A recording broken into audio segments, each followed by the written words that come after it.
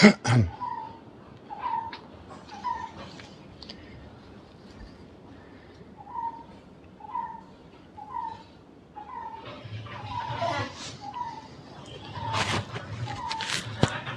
and welcome.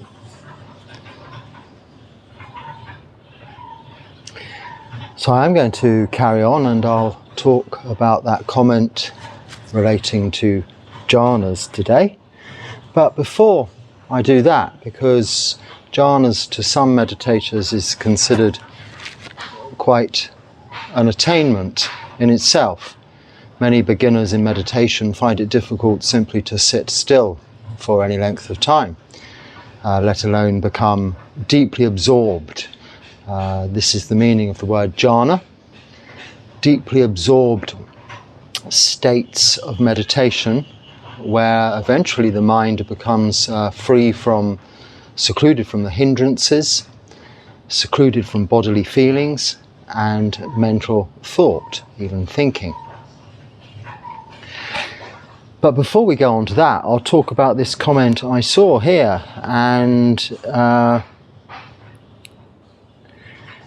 struck me that after the question mark, if I just answered it, it would be a different answer to how I would answer it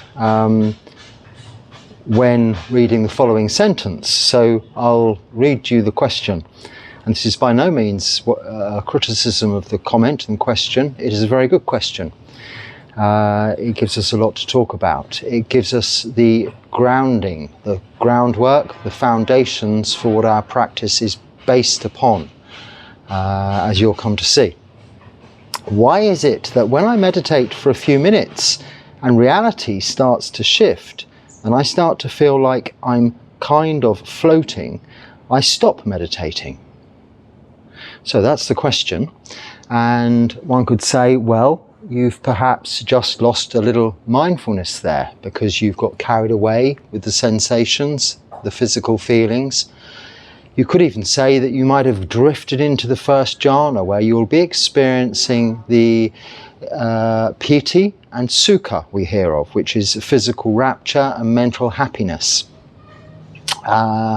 Or yes, the lightness of the body as your body has time to settle and relax. The body has time to settle and become calm and peaceful. You may feel slightly lighter and floating. At this point, one should just note that and go back to the meditation object, realizing that you've become attached to that nice and pleasant feeling, and return to the meditation object, which in most cases, to those meditators I'm speaking to, if they're following the same method I would use, anapanasati, for bringing the mind's focus of attention, conscious awareness, to one central focused point meditation object, I would use the breath. It's ever present, it's always with us, it's a good indicator of your physical well-being and feelings, even your emotions, and is something that can be brought to mind in whatever your circumstances, wherever you are, and whatever the surrounding environmental conditions may be. Speaking of which, there may be some background noises today. The little building where Brian the dog has been living in the storms, in the rain, collapsed the other day, so they're building a new structure and roof. So hopefully Brian will have a bit more shelter once again.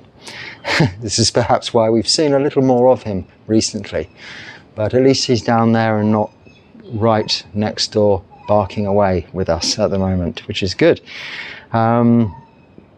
So our meditation is about ignoring knowing the experiences we're going through mentally and physically throughout our meditation, but not thinking about them, not judging them, not when we're liking or disliking, knowing we're liking or disliking a feeling, but knowing it is just a feeling, and just that.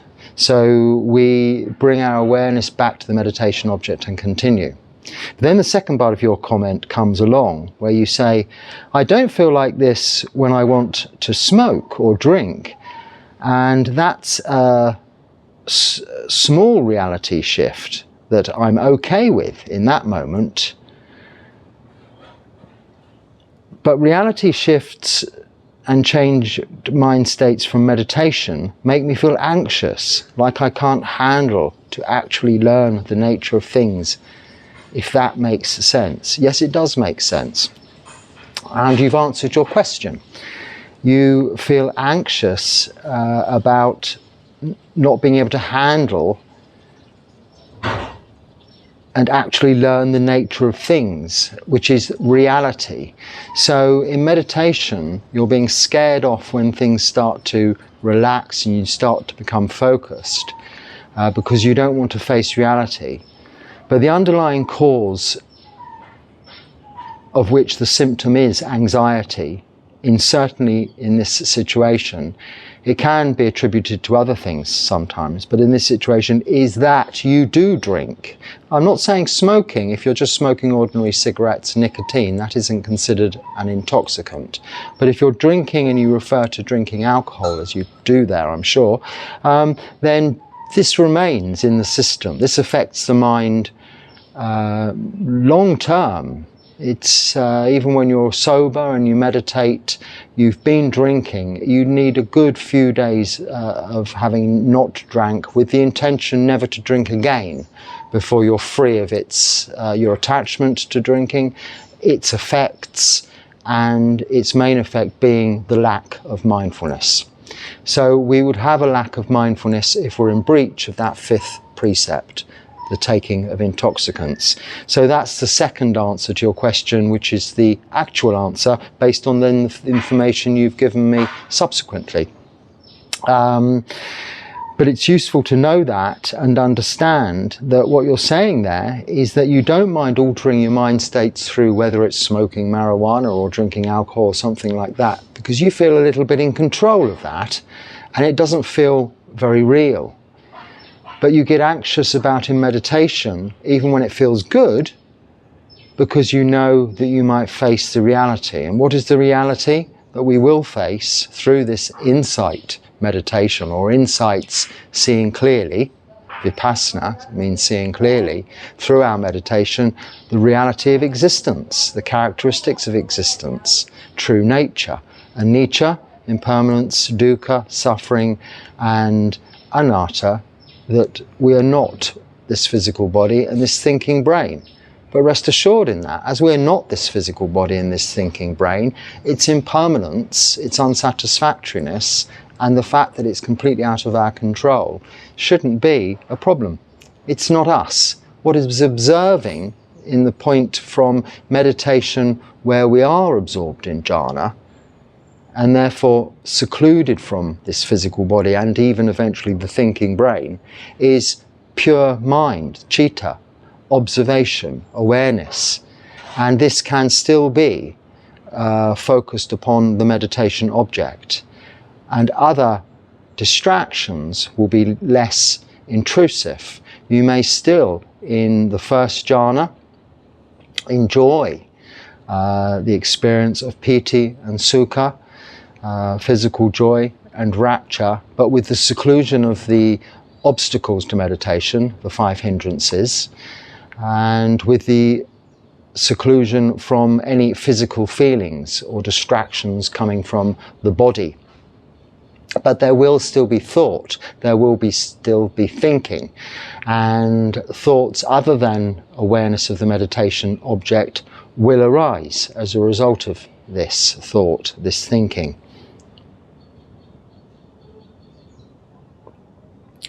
So, just to go back to the original question, I need to work out how to find the original question now. Oh, there we go. That I was coming to. Then we can talk a little bit more about these jhanas. So hopefully I've answered your question there. Enjoy your meditation, yes, but whilst you continue to drink and smoke, this seclusion from the world by not facing reality directly, but hiding away from it, this is escapism. I'm often not accused, but I think it's often perceived that people retreating to environments like this or into monastic life are escaping reality, when quite the reverse is true. We're facing it head on, as you're experiencing there. You're not able to escape from the real true feelings of the body and the outrageous thinking that goes on in the mind, especially when it has nothing to distract it. So in a monastic environment or in a retreat, a meditation retreat, a reclusive environment, there is nothing to distract your thinking brain from sense contact, seeing, hearing, smelling, tasting, touching, other than the realities of nature and all that's going on around you.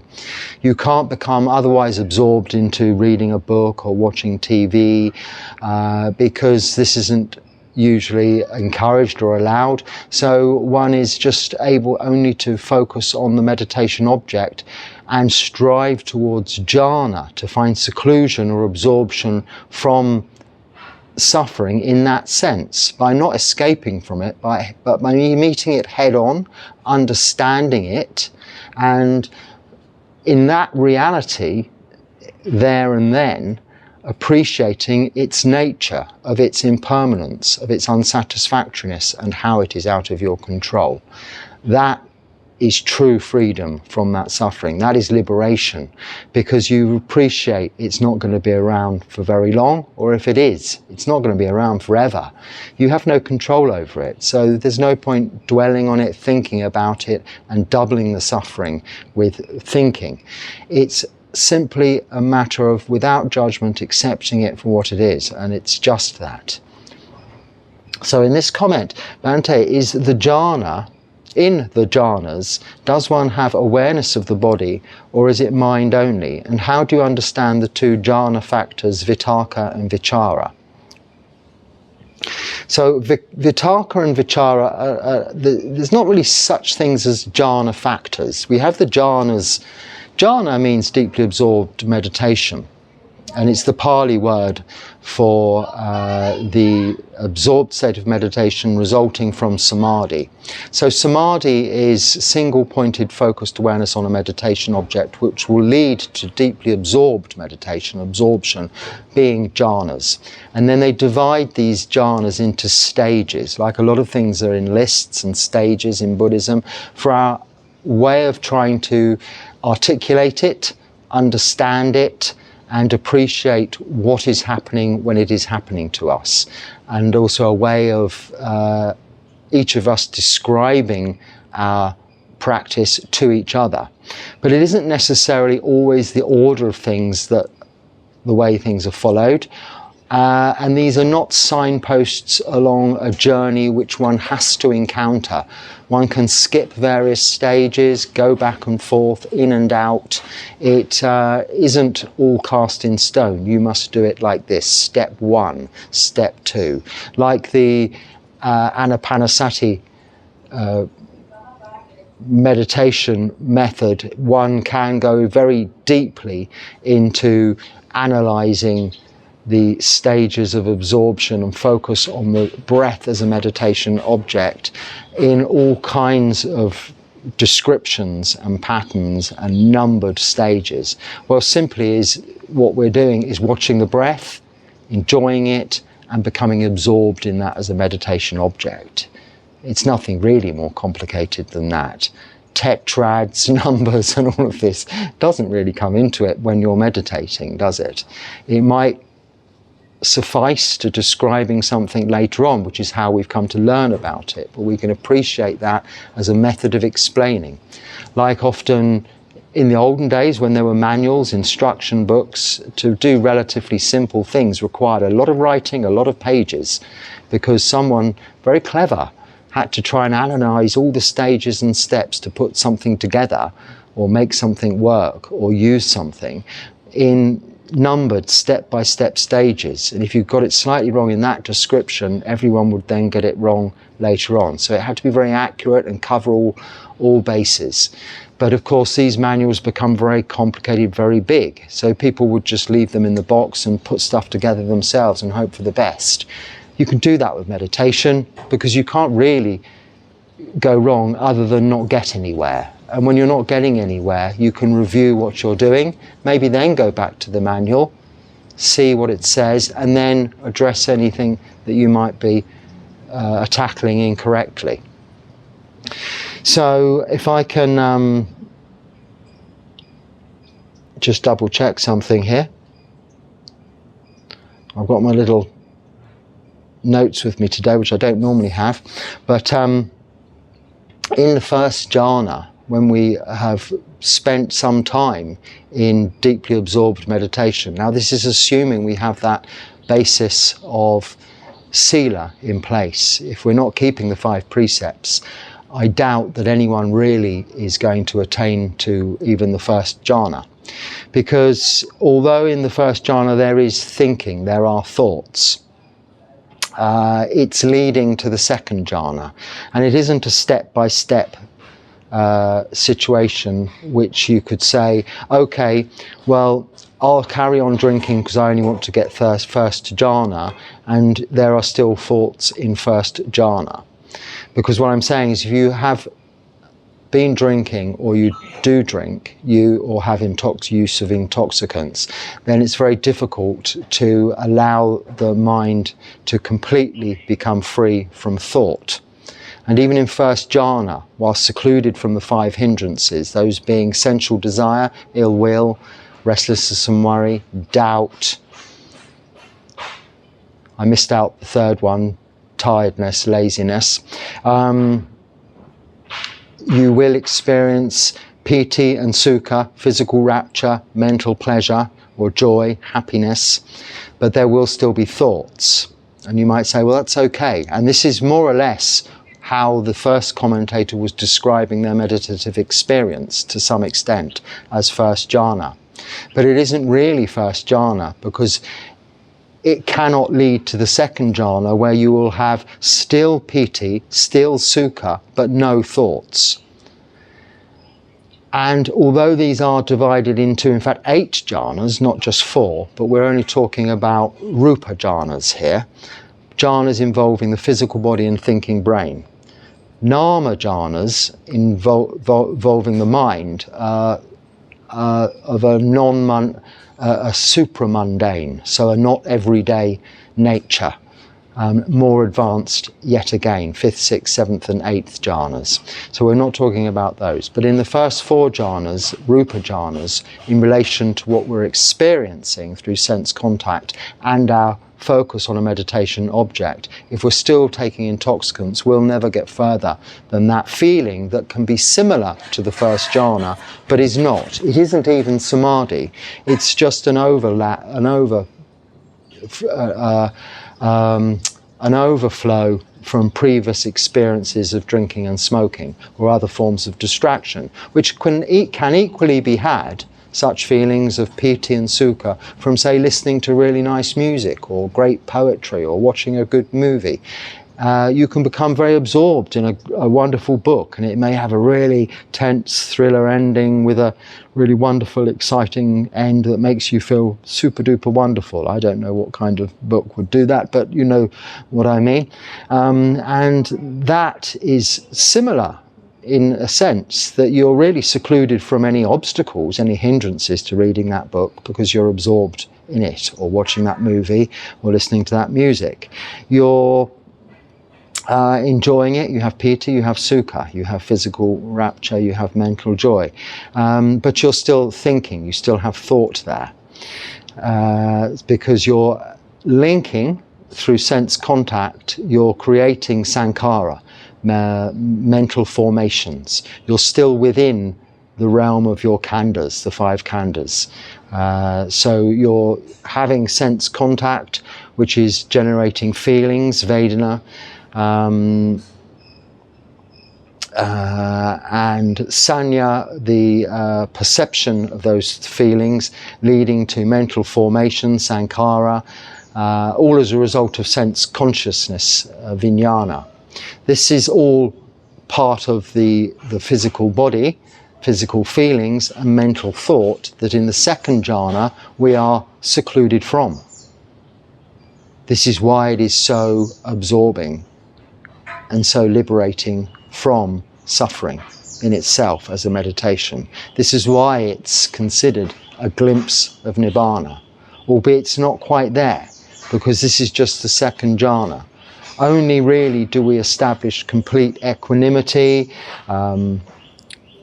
still with the pleasure, mental happiness and comfort in the mind, and awareness in the third jhana.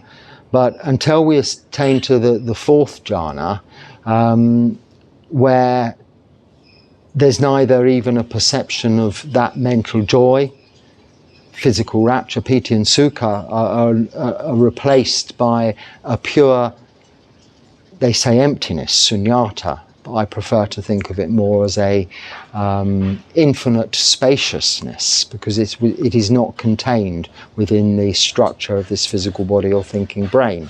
Emptiness implies a container that is empty, so it has containment, 4 walls or a cylinder, whereas infinite spaciousness is what we're really feeling, how we're experiencing that the awareness is of infinite spaciousness, which is actually an advanced form of piti and sukha beyond that mundane form, which is why it then leads into those next stages of jhana. But like I said at the beginning, people can get very wrapped up in analysing jhanas and talking about jhanas. If you're not experiencing jhanas, you should be analysing what it is that's stopping you even meditating. People who don't meditate often ask me questions about jhanas. Well, unless you're going to sit still for a little while, don't start worrying about jhanas. It's a long way off. You've got to sit still for quite a long time, most people do, before they're even going to anticipate experiencing jhanas, let alone second, third, fourth, or even non-rupa jhanas. So I didn't want to just talk about jhanas, but really talking about meditation. And in relation to jhanas, there's another comment coming up. So did I specifically answer that? So in jhanas, does one have awareness of the body, or is it mind only? How do you understand the two factors of vitakka and vichara? So yes, in the first jhana, you still no, you are secluded from the physical feelings, but in the first jhana you still have awareness of what the mind is doing, of thought. But in the second jhana, you don't have the mind only. That also is gone. Whereas vitakka and vichara, which really means initial thought and focus, and vichara is sustained attention, thought or focus, which really applies to samadhi leading to jhana. Now you need to have that focus and awareness of the meditation object even through to second and third jhana, because you must keep that focus, that attention, that awareness, vichara, applied awareness of the meditation object, which will become subtle and eventually unnoticeable, but not through your attention or your focus going elsewhere to something else, but to just becoming redundant for that period, that time, whilst absorbed. So your focus, you're aware of the meditation object being the breath, until you'll experience sukha and piti and sukha, physical rapture and mental joy, and the breath will become more subtle, more background, until all physical feelings and mental thought eventually will just disappear, and even the awareness of the breath disappear. So we don't really talk in jhanas, generally speaking. I know it is spoken of as a factor, a necessary ingredient, and all of these things of jhana, but I don't think so much from people who are meditating and experiencing jhana all of the time, because this contemplation aspect of it doesn't come into jhana. It is more about, what we're talking about there is the ability to see clearly and vipassana, that means, but after this practice, after the practice of samadhi, having developed that awareness, that concentration, being able to see the reality of all things clearly. And this is really the power of vitakka and vichara we're developing through the practice of meditation. But it is a way of also describing about how we get into the first jhana through and into the second. But it's better to just sit and do it than try and describe it and analyze all the different words people come up with to describe it, because a lot of those are not actually doing it themselves. So steer clear of all of that. It's just discussion. Actually, I want to try and find the next question, which relates to, here we are, yes. Is it possible to reach jhana through open awareness, objectless meditation, for instance, absorption into awareness itself? And then there was another comment that said, couldn't we just sit there and know that we're seeing all experience and just that? Isn't that good enough? And in answer to that other question, that second question, well, yes, when you can do that, that is great, that's best. And in answer to your question, is it possible to reach jhana through open awareness, objectless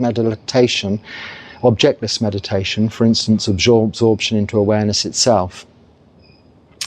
So yes, it is. It's not absorption into awareness itself specifically. I think that's just words, really, added on to your first part of the question, which is very good, because you say, is it possible to reach jhanas through open awareness, objectless meditation? Yes, it is, very easily and very quickly, but only if you can do it. Objectless meditation, or open awareness meditation, I think we spoke about it recently, is not really for most people, especially beginners in meditation.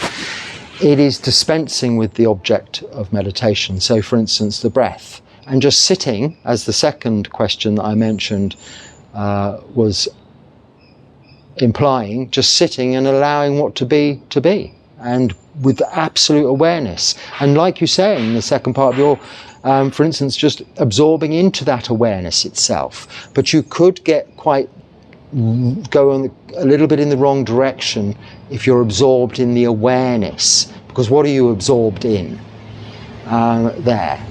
Are you absorbed in awareness of what?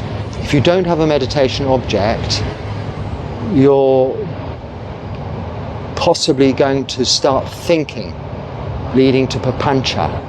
One thought leading to another, or even thinking about one subject and then overthinking that subject, or even judgmentally, not negatively or positively, but with question, something, a feeling, a thought, sense contact of some kind, experience, a memory, an imagination, something of the past or something in the future, that is drawing your attention. And that is not going to allow the mind to settle and become absorbed. So you won't become absorbed in awareness that way, without structure. So we develop the skill to have open awareness meditation, or objectless meditation, through using a meditation object. Eventually, when we sit for our meditation without thinking about it, without saying, oh, today I'm going to do objectless meditation. It really is not like that. You don't even sit and say, today I will dispense with using the breath as my meditation. Today I will not do anapanasati. Today I will do objectless meditation. It doesn't work like that. You'll be sitting one day, deeply absorbed in the first or even second jhana, and after your meditation, realize that you didn't observe the breath. It wasn't that you lost mindfulness of the breath, it's that you slipped into jhana. It's that you were in samadhi without having to bring your conscious awareness to the breath deliberately, but your conscious awareness, your mind was not distracted otherwise. it was secluded from hindrances relatively quickly. You might have begun with the breath, but very quickly you're in jhana. So very much, yes, you get to jhanas. It's the best way to get to jhanas, but it's only when you've been meditating for some time and can really, through using a meditation object, get into the jhanas. Will probably subsequently, after any attainments through meditation, you can usually find that the meditation objects themselves become more of something that was in the past a support, like stabilizers for a bicycle or floats when learning to swim, and you can take off the stabilizers or leave the float and ride the bicycle or swim freely. But you have to be quite advanced. I'm being bombarded by flies now. I think they'll hopefully go away. Someone who visited me recently kindly did bring me one of those fans, which I don't have to hand, it's inside, so I should have brought it out with me for that reason. So, right, so let me go back to where I'd got to, because I've skipped a few there. How then do you reconcile? So this is now completely off the subject of jhanas. We've just talked about the first and second jhanas, which come as a result of samadhi. And if you're not experiencing jhanas yet, it's okay, because we're all striving towards that in the end with our practice. But just sitting and observing the meditation object for any length of time, the more the better, that you can do each and every day will eventually lead to that. This is why we're doing it, because it is very enjoyable, very restorative, and will make you come back to your meditation more and more. Also, enable you throughout all of your daily activities to have far greater equanimity, far greater focus and concentration, mindfulness, and become a far greater achiever as a result of that. Just simply through sitting originally and doing nothing other than just watching the breath. It's very purposeful, it's very useful and very constructive in all of our lives. It isn't escaping. It is really dealing and understanding without opening the instruction book. It's putting everything together and taking it all apart and seeing how it works for ourselves experientially, just to be able to use the tools we have that we've been born with into this life in the very best possible way that we can, and also in the most enjoyable way that we can, the most satisfying way that we can. So how then do you reconcile some of the Vinaya precepts which, as I understand them, can seem quite arbitrary, like not using scissors? So I don't think there's a specific you can't use scissors rule in the Vinaya. We're not supposed to use scissors for cutting our hair, just a razor. So really these rules, while they might seem quite arbitrary to lay practitioners, they are. Yes, they are to lay practitioners. They're designed for monks and nuns. So the question I have, the scissors things comes from an amalgamation of a number of Vinaya rules about cutting our hair and also the use of weapons. You know, we shouldn't pick up things that could be seen as a weapon. It includes scissors there. But we can't use scissors to clip our hair to make it have us to have a hair style, for instance. We just shave it off to be like a outcast, as it was in the day of the Buddha, a convict, a nobody, the lowest possible class in society. We were renouncing all aspirations to life and class and our worldly existence by shaving off our hair. It's also a sign, a recognition of accepting that we're naturally born and inherently have a level of vanity and sense of self in that respect, and then by renouncing all forms of vanity, so having hairstyles and hair whatever, we are we're moving towards the understanding of anatta, not self. So in our rules, these additional Vinaya rules, how do we reconcile some of the Vinaya? We don't need to reconcile them. That's the point. They're there to support us keeping the main precepts. What does reconcile mean?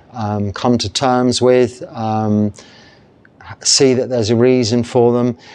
What we tend to do is, if we don't know the full story behind why the certain rule came about, is try and understand why. Let's take using scissors, for instance.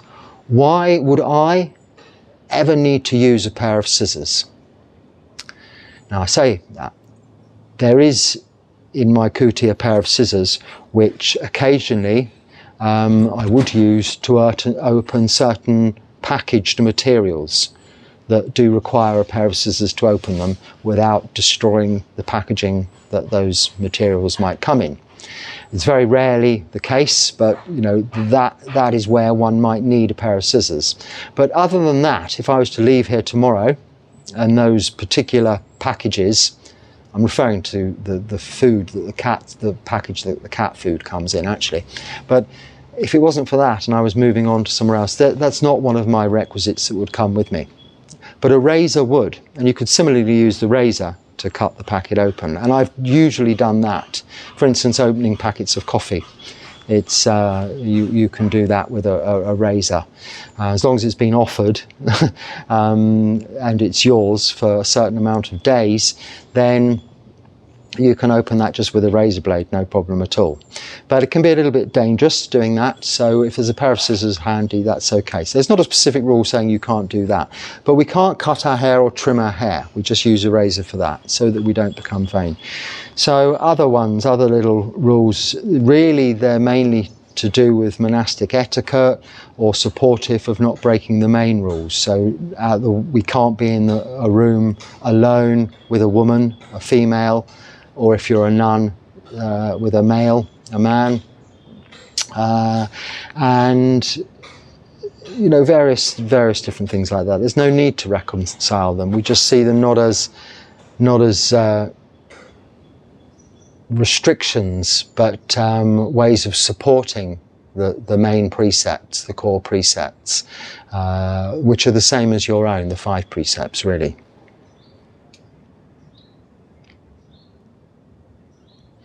But you see, a pair of scissors, I wouldn't need them. I shave my head with a razor, that's it, and face, that's all that's necessary. There's no need for any little scissors or what have you. Yeah, that's it really. So that's the question we've just had. Okay. I've been letting myself slip when it comes to right thought. Okay, so I'm not sure whether maybe there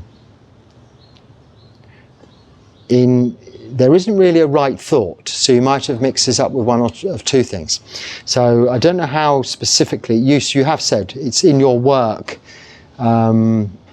you have to try and sell a service, and some people are responding with little compassion, and you think bad things about them. So you don't want to think bad things about them, but you can't really slip from right thought. The Noble Eightfold Path doesn't include right thought because we cannot control what we thought.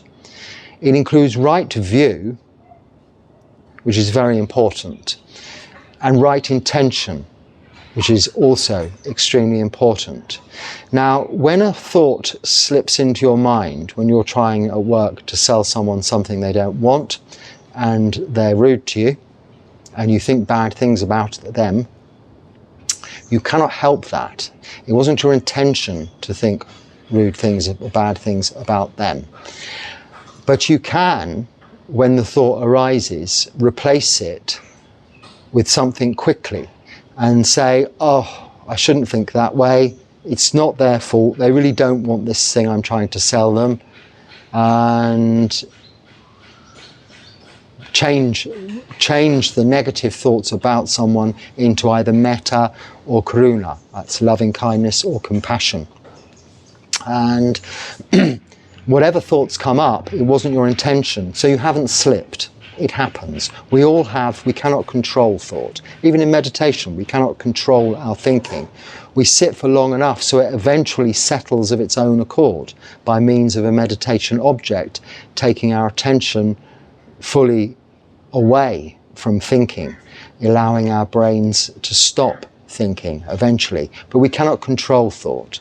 But as long as it's not our intention to think badly of another, it just comes up. Then if we then take that thought and sit there dwelling on it forever, building plots and plans of revenge, then that is intent, that is intention, that you're planning, you're plotting, you're thinking over and over again in your mind. But if when a bad thought comes up of whatever it is, oh, I could kill that mosquito for biting me, or I could kick that dog for barking, or whatever comes up in your mind, however horrible like that it comes up, you know you don't mean it, and it wasn't your intention for that thought to come up, and it's quickly replaced the, well, of course I wouldn't do that.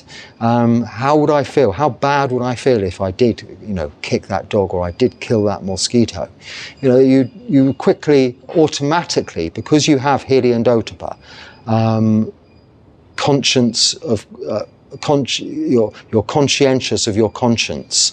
You are aware of your moral virtue continuously, and always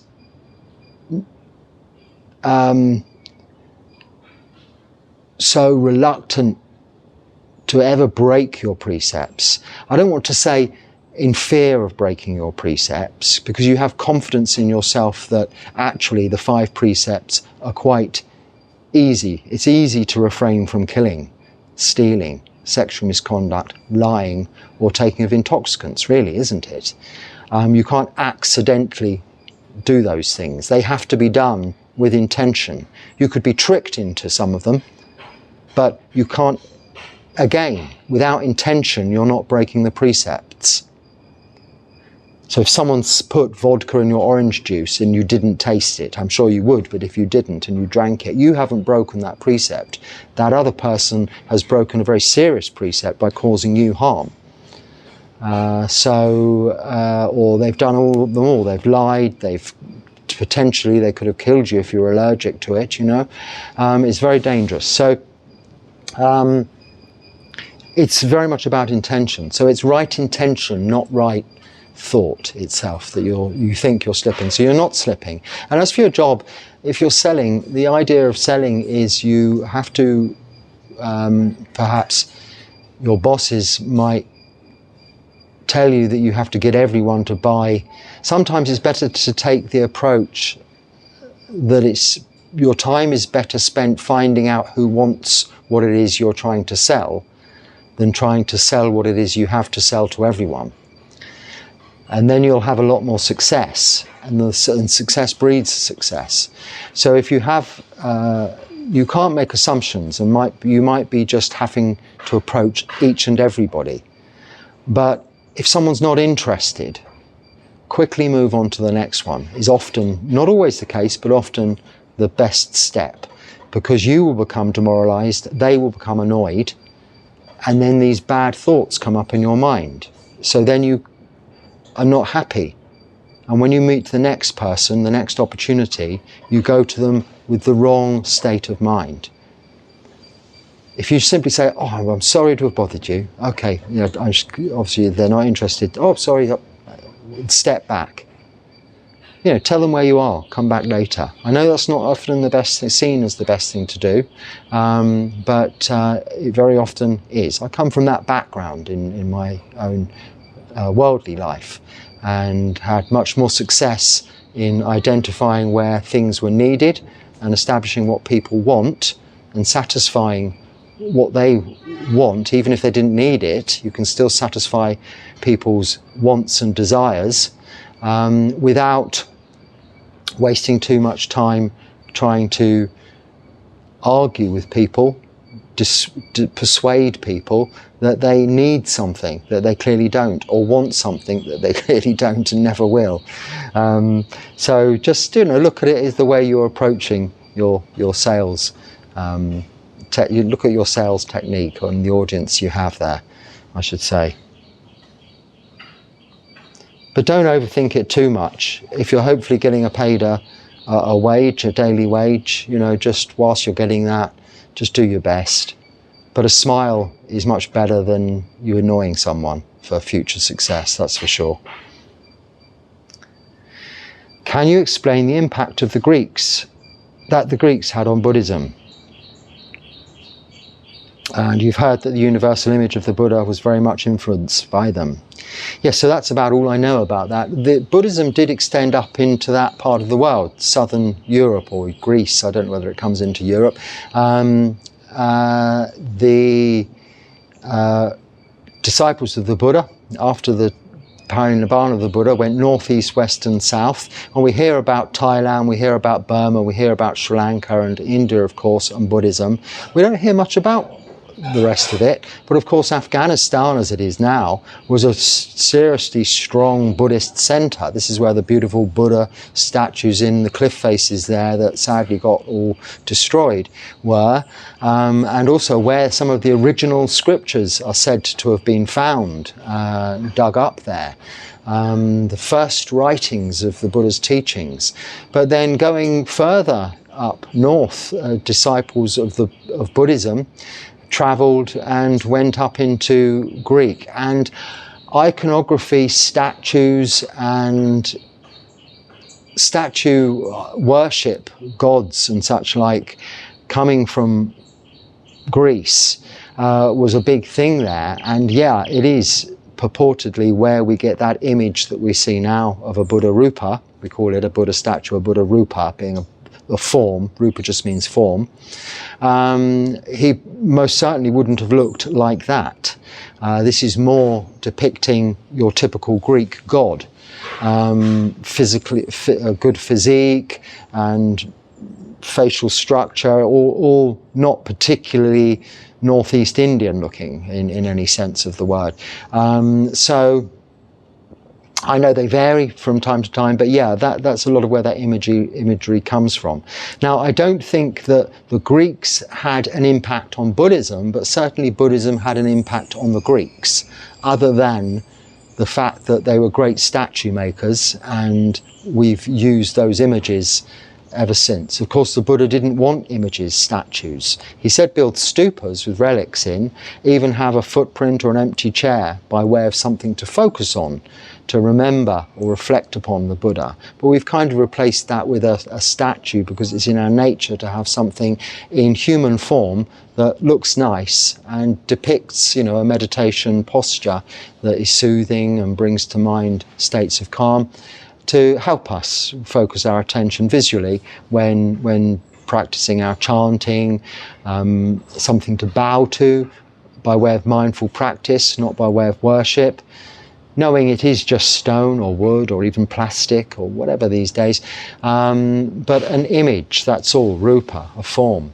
But yeah, it did come from the Greeks. Now, I know that Ajahn Sona on his channels described, he looks into the history of Buddhism very deeply, with those influences from the Greeks, and to this day how in the West, you see these are Europeans. One assumes that Buddhism first reached Thailand, Sri Lanka, Burma, and this was where it now comes from, being that it sort of died out in India.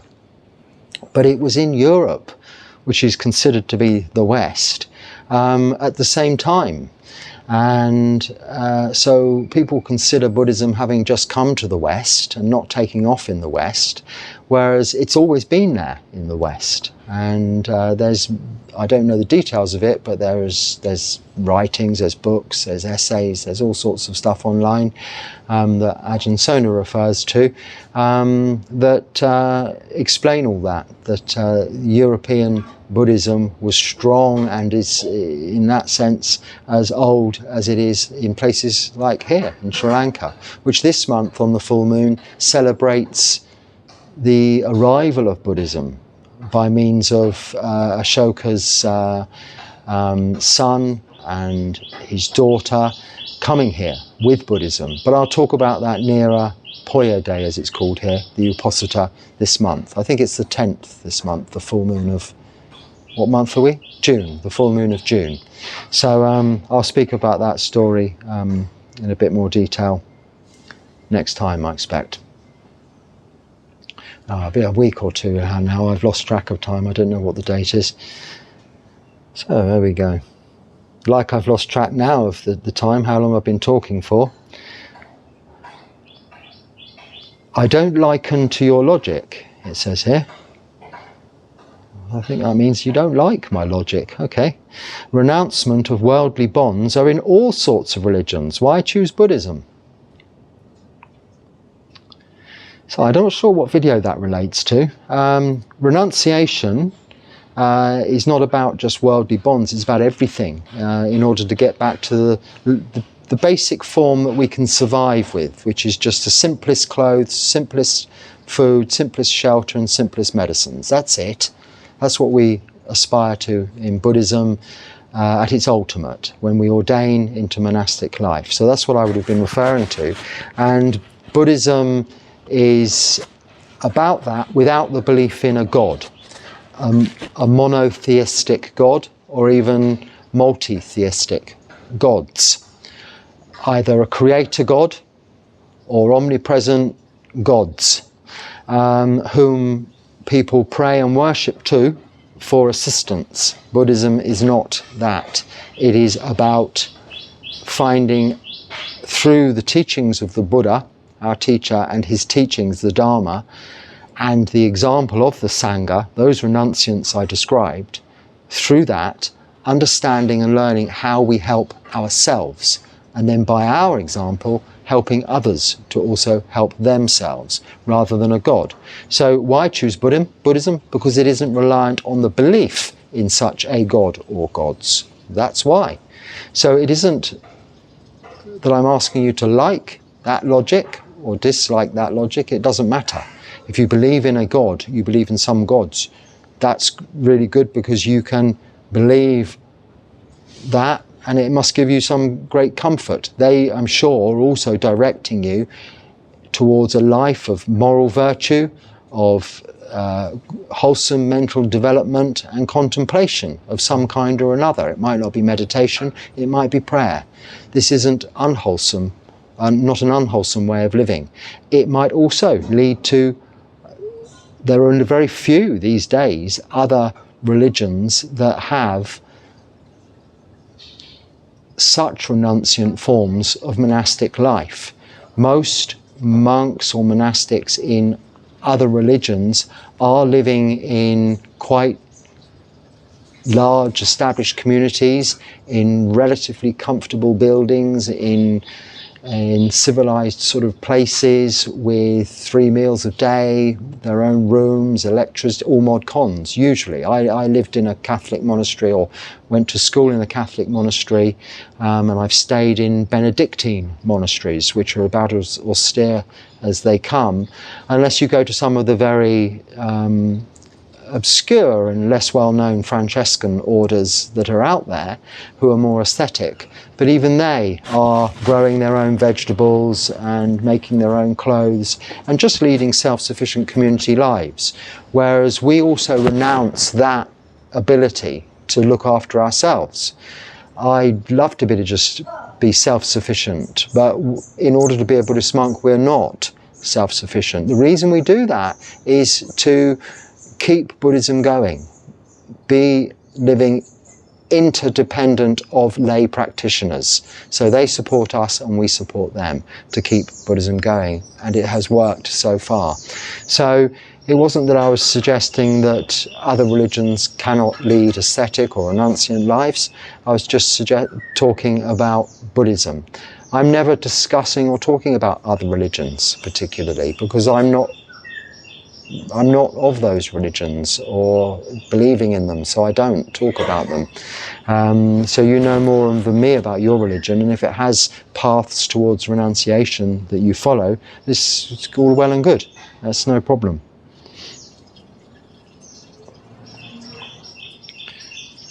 And then I think this could be the final comment, but you say, would you accept a 62-year-old London geezer as a student?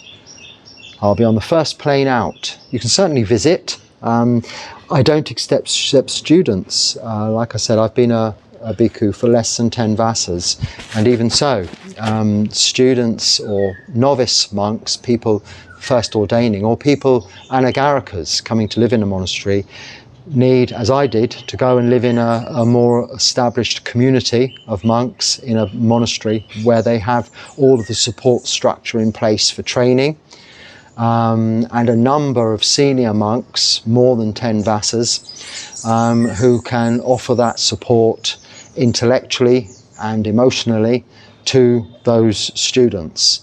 And then you stay there for a long time before even being accepted for novice ordination, and then that procedure again is intense training under the Sakyan rules, the training rules, until you're ready for higher ordination to become a bhikkhu, and then after 5 years you can go along on your own. But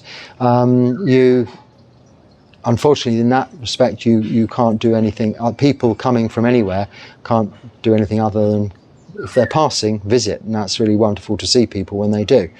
And it doesn't happen very often, but when it does, it's very nice. I'm very happy to see people. There are places locally you can stay, but it's I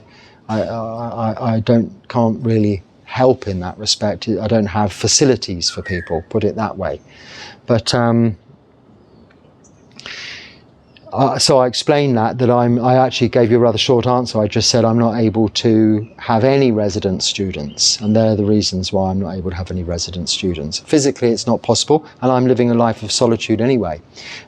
So I'm not, at this time, this stage of my practice, I'm not available for that. So maybe in the future I might be living in a community or in a monastery again, in which case I'd be assisting other monks with that process. I've also helped on courses, for Pabajak courses, when we've held temporary ordinations where people come and ordain for 10 days, 14 days at my own monasteries back in India. And they've been very wonderful experiences to help and serve on, and useful as well in my own practice and education. So yes, I've done that in the past with the assistance of my senior teachers and authorities, but not alone, not here now. And then you did go on to say, is it because I'm from London? Well, not at all, no.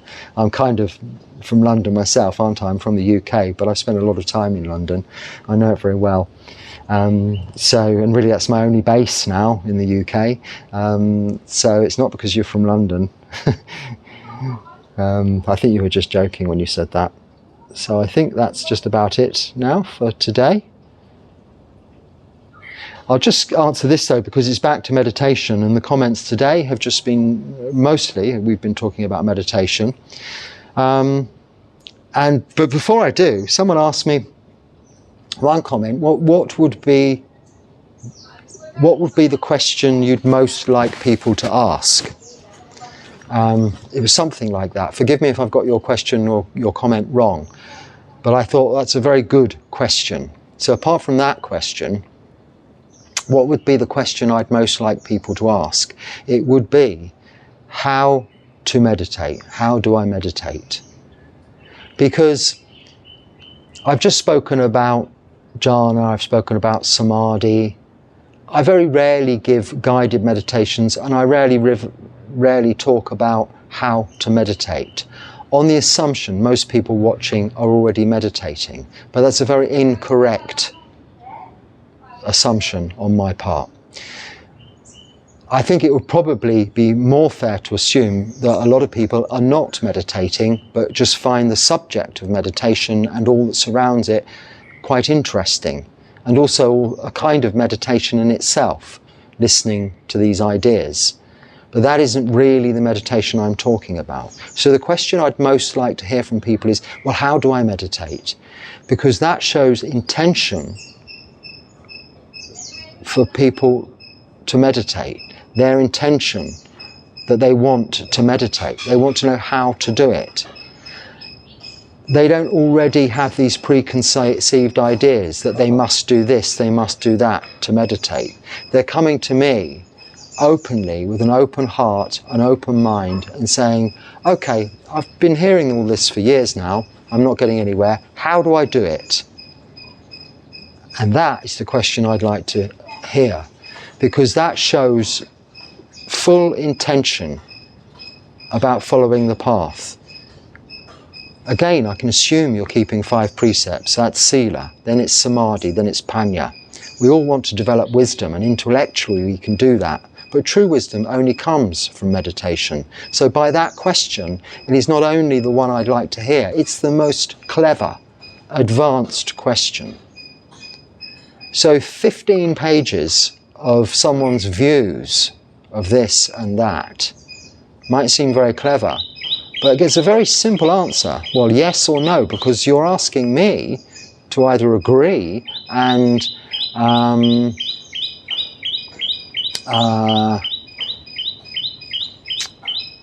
I don't know, back you up in your ideas, I don't know, pat you on the back or something like that. This is sort of the tone of the question. I've got all these ideas, this is the way it is, this is the way it should be. It's not really a question about your own intent to practice yourself. You're already there, and it's just asking for sort of a sanction on your ideas, really. And that's okay, and that gets a short answer. But a short question like, how do I meditate, would start me talking for a long, long, long time, because this is the most important question. It is the wisest, cleverest, most intellectual question, and the most appropriate question for this channel.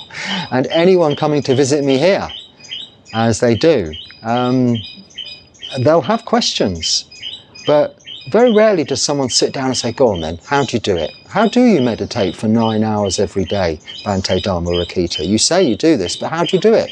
Well, actually it's quite easy. You just don't do anything else. But it warrants a little more explanation than that, and maybe that's for another talk another day when someone asks that question, as I'm sure you might now. But this comment, does meditation not only mean attaining samadhi, but also contemplating, applying and understanding the Dharma you have learned while putting it into practice? So meditation is not contemplation. Contemplation, reflection is contemplation, reflection, meditation is meditation. 3 separate words. That's it. They're not all one thing. When you sit to meditate, you're not sitting. You might use various warm-up techniques like listing through the metta practice at the beginning or at the end, or scanning the body, going through the body, top of the head to the bottom of the toes, ways of calming the mind, bringing the mind, giving